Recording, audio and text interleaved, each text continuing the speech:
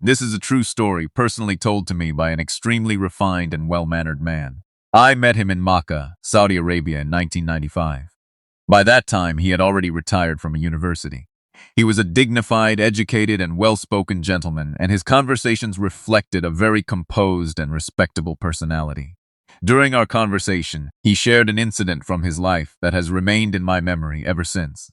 He said, "When I was about 15 years old, my father was transferred to a new city for his government job. One day I went to the market with my father to buy some household items. The weather was pleasant, with a light drizzle falling, and in those days, the city was not as crowded as it is today. We stopped in front of a shop. While my father and I were discussing what to buy and what not to buy, we noticed a man sitting beside the shopkeeper. He was saying some very strange things. Whenever someone entered the market, this man would tell the shopkeeper something about them. He would say, 'This man will buy something.' Then, looking at someone else, he would say, 'He has only come to walk around the market. He doesn't intend to buy anything.'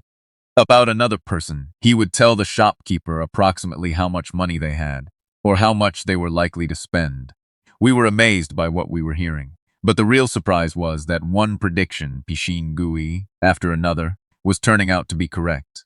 My father began listening to the man very carefully. Then, deliberately, my father started engaging him in conversation.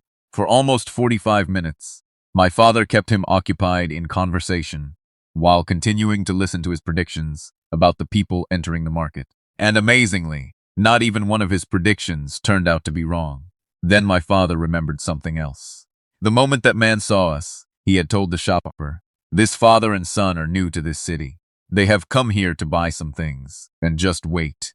They will eventually come to my shop and buy their things from here." And that is exactly what happened. We came to that very shop and eventually bought our things there. Now my father was even more curious. He kept wondering, who was this man? How could he know so much about everyone who entered the market?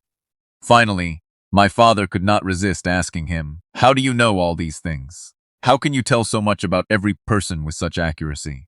The man smiled and replied, "When I was your son's age, only 15 years old, I made a promise to myself that I would never tell a lie. Then he said, 'Today I am 55 years old. For 40 years I have not told a single lie. Perhaps, as a reward for this truthfulness, God has given me the power to read people's hearts and minds.'" My father was astonished by his answer. And this story leaves us with something powerful to think about. Just by making truthfulness the principle of his life, this man had developed such extraordinary spiritual insight. Imagine, then, if a person truly loves Allah and His creation, and keeps his heart pure, how much spiritual strength might God grant such a person? Perhaps it is beyond what we can even imagine. And maybe this is why our elders have always said, "Do good, and good will come back to you."